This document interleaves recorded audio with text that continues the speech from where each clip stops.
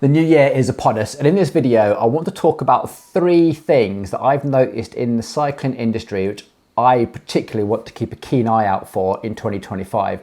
Hopefully you guys will go and do some own research, add to the comments, get into the discussion, let me know what you think. Let's see how it all plays out. This isn't so much a predictions video, more 3 things that I've noticed that I'm really interested to see how they develop. 2 of them are disruptors, things that I think could really change things, and the other one is more of a balancing in the force, so to speak. So to kick things off, the very first one I want to talk about is a company called Bike Matrix. Now, I first came across these via LinkedIn. There was a couple of guys who had set out on a very ambitious project to try and map out the entire cycling landscape, every single brand, every single component, what's compatible with what, so that you, the riders, could go onto a website and say, I own a Cannondale Scalpel from 2019. I need a set of brake pads. What's compatible? Now, assuming that you hadn't modified that bike in any way, it would then give you the options of what brake pads that you might need. Same thing for headset bearings or bottom brackets or wheel bearings or even tyres. So a lot of this does assume that you haven't modified the bike in any way and you're just looking for a direct replacement. I first saw this and thought that is crazy ambitious, because not every single brand actually publishes all of that information on their website. And quite rightly, I saw the guys from Bike Matrix go out to trade shows and communicate with all of these brands. And fair enough, they've harvested all that data.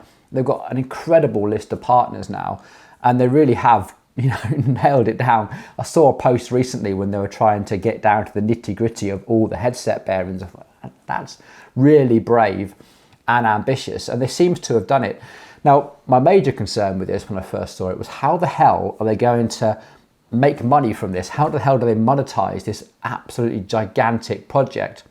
And then it started to become clear that their intention is to build out the code so that small shops like us could build it into our website. So they have an app that talks to Shopify. Shopify is a provider of e-commerce platforms, if you like. So our website is built on Shopify. So we would buy and subscribe to this Bike Matrix app, and you, the consumer, could then go onto our website and say, right, I'm looking for a headset bearing for this. Now, it wouldn't work for us because we don't really do retail, but for bigger bike stores who are really keen on e-commerce, this should give you the confidence that you're buying the right component, but also should minimize all the returns floating backwards or forwards in the post. So great idea in principle. I can't help feeling that it's come a little bit too late, because now a lot of these suppliers do actually publish this information on their website. They didn't used to do that so much. And of course now we have AI, and if you just go onto Google Gemini and search for that bottom bracket for a Cannondale Scalpel 2019, go and do it now and let me know what it comes back with. It comes back with some very detailed information, also giving you a lot of priorities, how you might be able to choose one that's an alternative. And then you can go away and buy one from a variety of different sources that Google has distinguished as, the best price. So it does feel like the Bike Matrix project is a fantastic idea, but it's come at a time when AI is also rapidly growing. I mean, I've just been playing around with AI for this sort of stuff, and it is, for the most part, it is phenomenally powerful in identifying what's compatible with what bike. It's incredible where it gets its information from, but it does seem to be right. It seems to be putting us, the bike mechanics, out of a job a little bit, because one of the skills of a bike mechanic isn't necessarily the screwing and wrenching, but also having that knowledge of what's going to work with what and how to fine tune things to make things work. And AI seems to be providing an awful lot of those answers. So there we go. There's number 1. How the hell is Bike Matrix and AI going to play out in helping you riders identify the right products for your bike at the best prices? Is going to be a fascinating evolution in the cycling trade. Right, sticking with AI a little bit, because my next point of interest is AI bike fitting apps. There are probably 2 apps on the market right now. One called Appeir, A-P-I-I-R. I'm not quite sure how you pronounce it. And the other one called My Velo Fit. Now, when we were talking about bike fit in some of the previous videos with Phil Burt. I've been using the Appear system for a little while. Phil's been playing around with the MyVelo Fit, and we were in total agreement that they are incredibly powerful tools. You know, you at home can sit there with an iPhone up on a tripod and record your fit, if you like, and the app gave incredibly detailed feedback. And it was also able to track the points of your body. So if you've ever been to a really advanced bike fit, you might be there and the bike fitter might put sensors on certain key points of your body so they can keep a track on the angles as they change things. The AI was actually able to track those just as accurately as a retool bike fitting system. Incredible. And also it takes out a little bit of the human error, because there's still an element of, you know, the bike fitter being able to identify those key points and actually place the sensors in the right place. The AI systems seem to know where your knee joint would be and tracked it incredibly well. And then of course it takes all those angles, those biomechanics, and applies best practice, and then gives you feedback and says, well, I think you should put your saddle up by this much and forward by this much. Incredibly powerful tools actually. And the evolution of that is that it can then search the market. It can use AI to search the market and find a frame geometry that is going to suit your fit, but also based on some parameters around your mobility. One of these videos apps will even do a sort of a mobility assessment as well.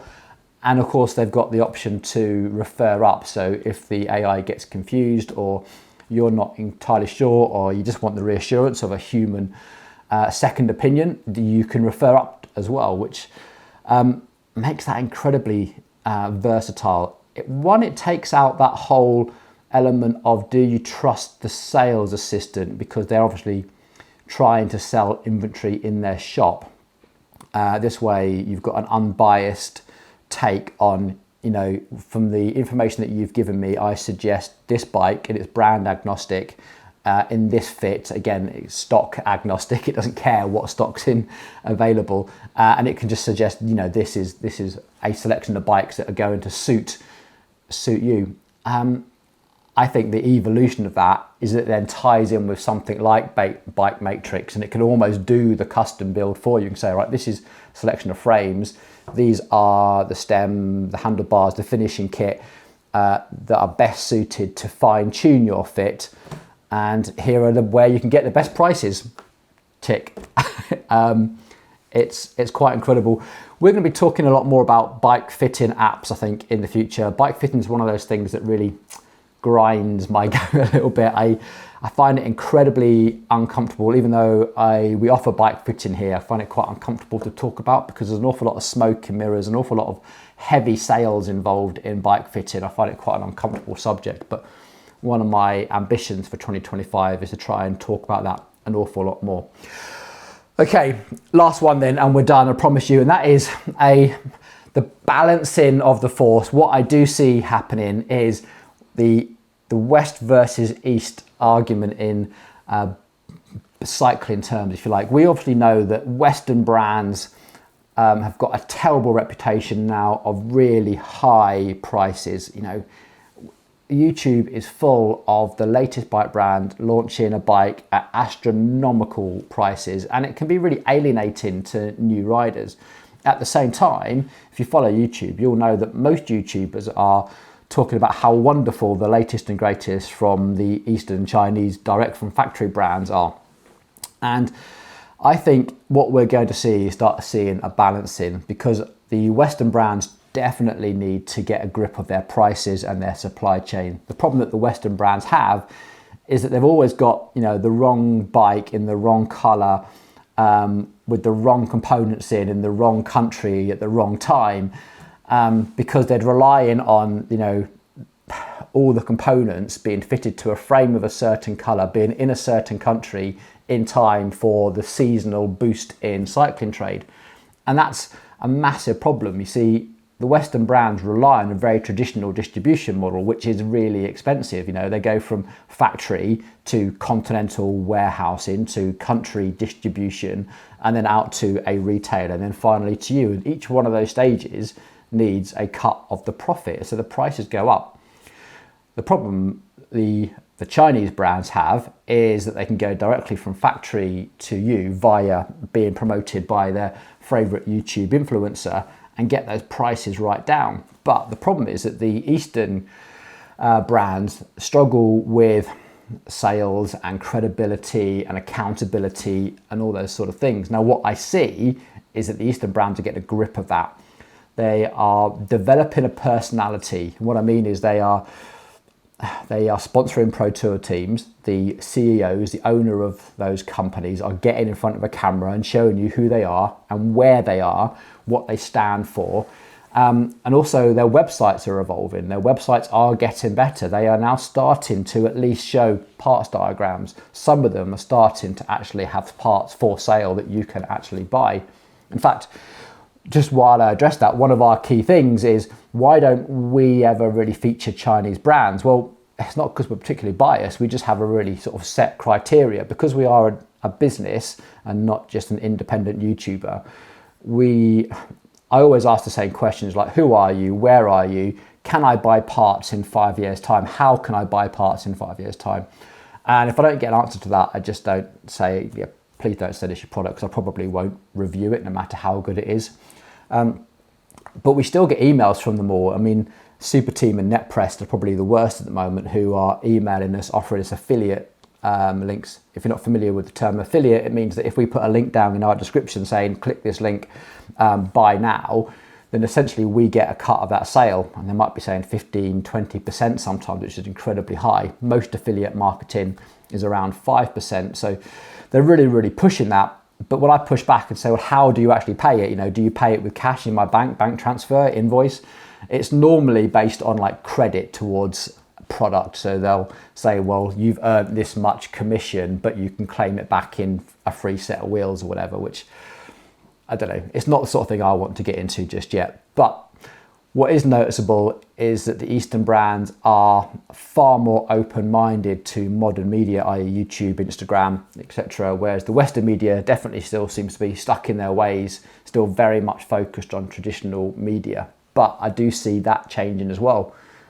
You've probably seen it on this channel. Our little channel, which has now had 20 million views, is now getting interest from the likes of Campagnolo and SRAM, and you've seen us feature those on the channel before. So they're recognizing, you know, the actual viewers, you guys that are watching our channel, and appreciate, you know, what we have to offer this media space. So there we go. There's my three predictions. So Bike Matrix, AI in terms of getting the right product to the right person at the right time, AI bike fitting, and the balance, maybe the rise in the prices of Chinese goods and the lowering of prices of Western goods. Somewhere in the middle, I think there's going to be not a definite balance, but I think that differential is definitely going to close. So with that all said, what do you guys think? Do you share those opinions? Do you think I'm absolutely totally wrong? I don't care. Get down in the comments, let me know. This is just YouTube sharing my opinion. Looking forward to hearing what yours are down in the comments. Whatever happens, I really hope that everyone has a fantastic 2025, and we'll see you on a proper full-length map deck video really soon. Cheers.